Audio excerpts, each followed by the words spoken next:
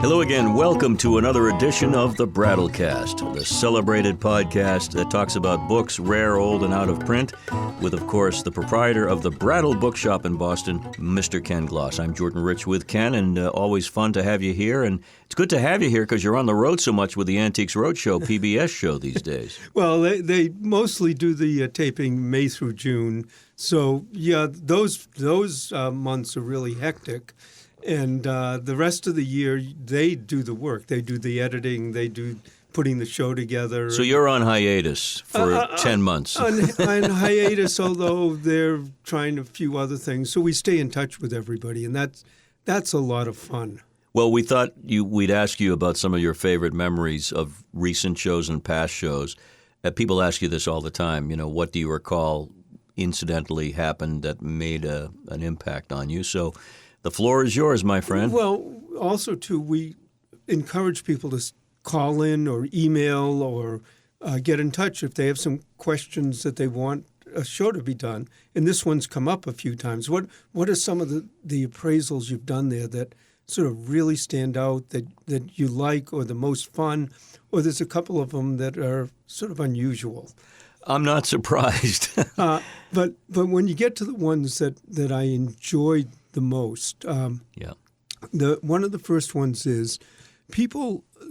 A woman came in and she got to the folk art table because she had a box, an old box, beautifully done, painted, and the folk art people looked at it and thought it was nice, but it wasn't so good and there wasn't enough to talk about to put it on television.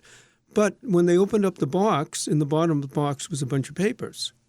And they looked at some of the papers and they go, gee, this looks like interesting. There's some letters from the Civil War and so on. So the folk art appraiser, when we do this sometimes at the Roadshow, will bring it over to me and say, you know, she got sent to folk art, but maybe there's something in this. So the lady, I take out the letter, and it's a distant relative at this point because it's Civil War. Man was in the hospital in Washington, and he was sick. He had diarrhea. He had dysentery now, but he's had diarrhea. He wrote a 4-page letter home saying, I'm not feeling well. I hope I'm getting better. Please send letters. I love it when you write about it. And then he was mentioning different people. So sort of a very typical letter that you'd send home. And you're reading through it and you say, this is nice, but it's nothing really special. There are many of them. You turn over to the last page of the letter, you see his name there, and then in the little parentheses it says, written by his friend, Walt Whitman. So Walt Whitman had volunteered, but here's a letter that is all handwritten. Walt Whitman volunteered in these hospitals to people either who were too sick or who couldn't write. They were illiterate. Now, unfortunately, the guest told me that he died a couple of weeks later, the dysentery. The soldier. Soldier died a few weeks later. But I'm looking at this letter. It's 4 pages in Walt Whitman's handwriting that they didn't. Let me diverge a little. One of the things with the Antiques Roadshow that happens is for something to get on TV, not only does it have to be an interesting item with a story, but the person has to not know everything there is about it. A lot of times people bring things in, and it's a great item, and it's valuable, but they have a stack of research they've done, and it's like, wait a minute, you know more about this than I do. and since the way this came in, you knew immediately that they didn't know anything. Well, that was my question for you, Ken. Did the woman know that she had a Walt Whitman penned letter or not? Well, she knew that it came from the family, but she didn't think it was anything special. In other words, that's why it was in the bottom of the box. She brought it along. She said just that it would show the age. And what she didn't realize is, first of all, those letters are incredibly rare. If you get a letter back in the 1860s, 70s, 80s from Walt Whitman, and you knew Walt Whitman, they're the type of letter that you put aside. You put it in a file cabinet. You put it in a file. Just like if you got a letter in the Boston area from John Kennedy and so on, you tended to save them. You knew who he was.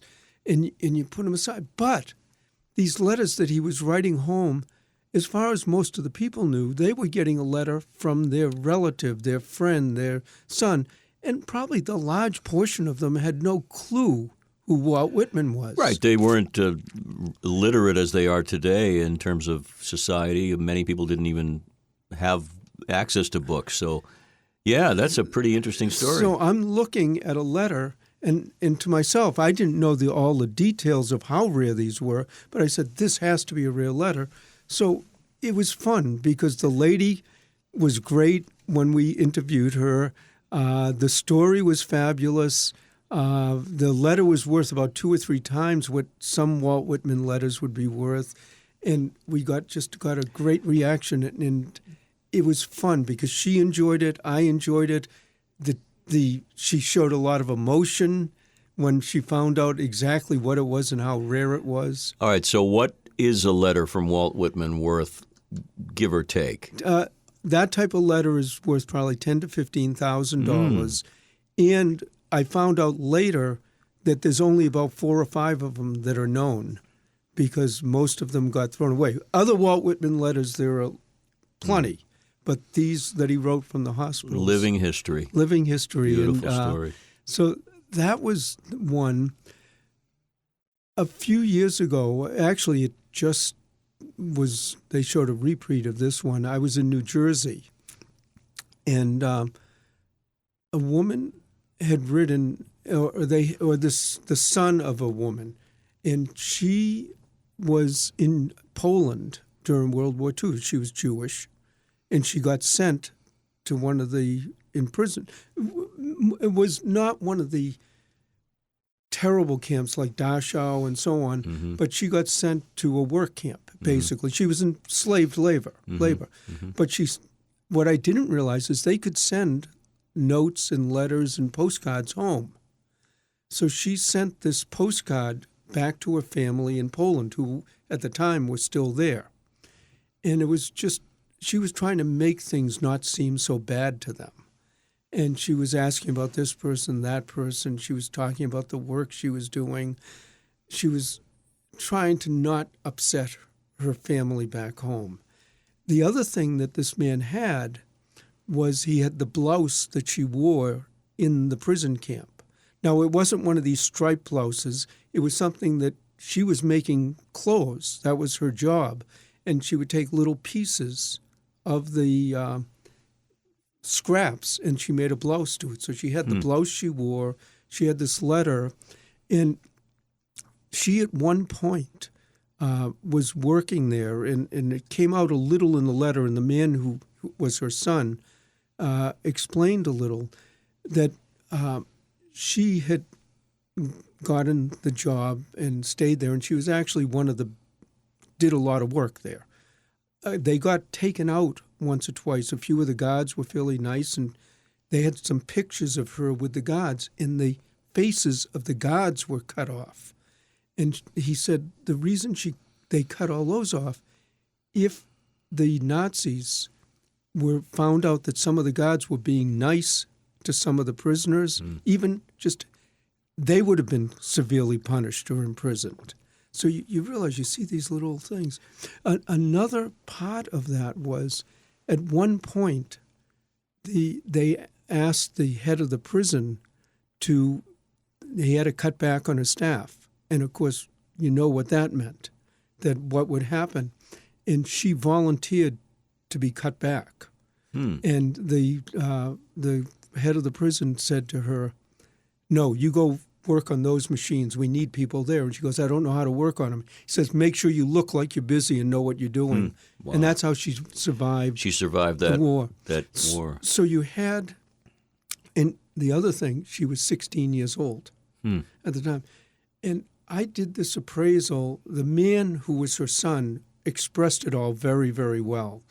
But I'm doing this appraisal. I have 2 daughters, and I cannot imagine when they were 16 if they had to send a postcard like that to me, or I had to receive a post like. Usually the Antiques Roadshow, the idea is the person, you tell them what it is, and they get emotional. And I had a really hard time holding back tears. I can understand that. And it's so interesting when it comes to World War II memorabilia or stories or books or ideas. There's never an end to the round of stories and the round of tales, and that's one that I never knew they could actually send post outside of those camps. Well, neither did I, and Wow. and fortunately it was translated because I couldn't read it. But one of the real difficult parts also about this appraisal, I knew that I had something that was very important, very emotional, but the idea of the Antiques Roadshow is you put a price on it. How do you put a price on that? Well, how do you put a price on something like that and not seem totally insensitive to it? Mm. And I actually had talked to some of the other appraisers at other times about things like this. First of all, they said the fact that the blouse was there makes it a lot more valuable because in a museum, it's visual. And they said, if you don't put a price on this, then people tend not to value it. If you don't value it, you don't keep it. If you don't keep it, it's not there to teach the next generation and the next generation and the next generation. So they say you have to put a value to it in our society. So in a sense, you're offering it protection and value beyond just the price. You know that it's going to be kept in good stead. And I would imagine museums, Holocaust museums, would be a source for Yes, and I also knew interest. And I also knew that the family who had this, that was their intention. Right. It wasn't to try to put it up on eBay or something, which, of course, eBay won't accept things like that. Correct. But it wasn't the idea, okay, we're going to cash in on our mother's blouse from the... They wanted it to go, and one of the reasons they wanted to bring it, they brought it to the Antiques Roadshow. They were hoping they'd get selected to bring the story out so that people would know and appreciate it and so on. So, but it was the only appraisal I've ever done where I've had to literally, I started saying, what if my daughters? And I had to hold back tears. Brings it all to the front when you think about it. And, and these are real people that this happened to, not just figures in history. So, that one, the Walt Whitman, and then there was one more two more that I'll tell. There was one that I did a few years ago. It was in Sarasota, Florida. A man brought in a photograph, and it was a photograph inscribed by the author, by the photographer, to his assignment editor at the Herald. I know you're going to describe it. Well, it's the title of the photograph is called "Soiling Old Glory." Right. And it's a 1970s busing crisis in Boston, just outside of City Hall. And there was a black man walking. I remember his name, Ted Landsmark. Ted Landsmark. An attorney. And walking in one direction, and there was a busing demonstration going from the City Hall to the courthouse in another direction. And the Louise Day Hicks and a few of the speakers there riled up the crowd a lot, and a lot of them were teenagers, kids. Mm. When Ted Landsmark walked by, a couple of the kids grabbed him, punched him, but then there was another one that had an American flag with a spear on the end, the eagle, and literally caught the picture of him going at the black man being held back with the American flag. Now, Stanley Foreman, who was the photographer for this, he had won a Pulitzer Prize the year before. He won a Pulitzer Prize for this photograph. So he won 2 Pulitzer Prizes for news photos. But the real thing about this, it's such an emotional, and it's literally one of those pictures worth 1,000 words. Mm. But I knew Stanley Foreman, or I know Stanley Foreman. Mm. I mean, usually when you're appraising at the Antiques Roadshow, you're appraising something that's 100, 200, 300, 500 years old. You don't have that association with it. 2 or 3 months later, we were at a mutual person's funeral. And who sits behind me? is Stanley Foreman, the photographer. And I turned around, I said, Stanley, I appraised one of your photographs at the Antiques Roadshow. And his first thing was, what'd you appraise it for? And I told him it was about $3,000. It's not enough. Should be worth a lot more. He was joking with me. You passed along a book called The Soiling of Old Glory, the story of a photograph that shocked America by Louis Masur, M-A-S-U-R. I just flipped to the back to find out whatever happened, not to Ted Landsmark, but to the man who held the flag and did that dastardly deed. His name was Rakes, I believe, Joseph Rakes, and it does tell the story of where he ended up, and he ended up in jail, and then he ended up in construction, and in 2001, it says here, the picture was being re-released, and he told his construction colleagues, some of whom were black, not to be shocked. Yeah. But I mean, it's amazing how many lives were changed by that photograph. Well, but then there's one addition to that story. Yeah. Antiques Roadshow liked it enough that what they did is they actually reached out to Stanley Foreman. They reached out to Ted Landsmark. They reached out to me. And we went to the site right outside of Boston City Hall, just at the end of Washington Street. And they did an additional segment interviewing Ted Landsmark, Stanley Foreman, myself. It's the first time I've ever done anything on Antiques Roadshow where I actually was personally knew what was going on. Well, when you think about it, that picture said so much about the times, but also painted Boston as this racist town, racist city, and it's stuck, sadly, for decades. It still does. And if you look at this photograph, it's horrendous. But I got to sit and listen to the two of them describe how the photograph got taken, Ted Landsmark, and his view. And so dramatic. Dramatic. That was about a year later. But it turned out on Antiques Roadshow about a 5-minute piece. They were interviewed for 2.5 hours, and I could have sat there for 5 hours listening to them back and forth. You said there was one more story you wanted to share. Well, there was one more, and this actually, I was there, but my wife for a year or so did some appraisals. And I always use it as the example. When you're doing appraisals for people, there are some people you can never make happy. In other words, you do hundreds of people are happy. Lincoln said it best. Well, Indeed. Actually, it involves him. And there's a lady comes in. This didn't make it to TV, by the way. Okay. I'll start off that way. All right. 99% of what's brought in cutting room floor doesn't make it. Well, it didn't even make it to camera. Okay. Lady comes in. She has a book. She goes, I have a book. It's signed by A. Lincoln. And my wife, because people are waiting in line and they've gotten this and they're excited, and my wife looks at it and she says, it is signed by A. Lincoln, just not the A. Lincoln we both want it to be. And the lady goes, how can you tell? Very aggressively. And my wife turns to the title page and says, well, the first clue is this book was printed in 1915. And the lady goes, so? And my wife goes, well, when I went to school, I heard, I was taught that he was assassinated. Yeah, but his ghost is alive in the Lincoln bedroom. Well, and the lady slammed the book shut and said, you don't know what you're talking about, and stormed off. And you just have to realize that once in a while, you can't make everybody happy. But in a way, that makes as good a story as any with the others. I absolutely love it. And the dates don't lie. That's the beauty of books. You can always check the copyright and know where you are. Exactly. Well, this goes without saying. The Antiques Roadshow has been a part of your career for many, many years, and many more trips and travels to come. So can we count on you for more stories? Well, there's one coming up. They won't let us really talk about what appraisals. They're done about 6 or 8 months ahead of time.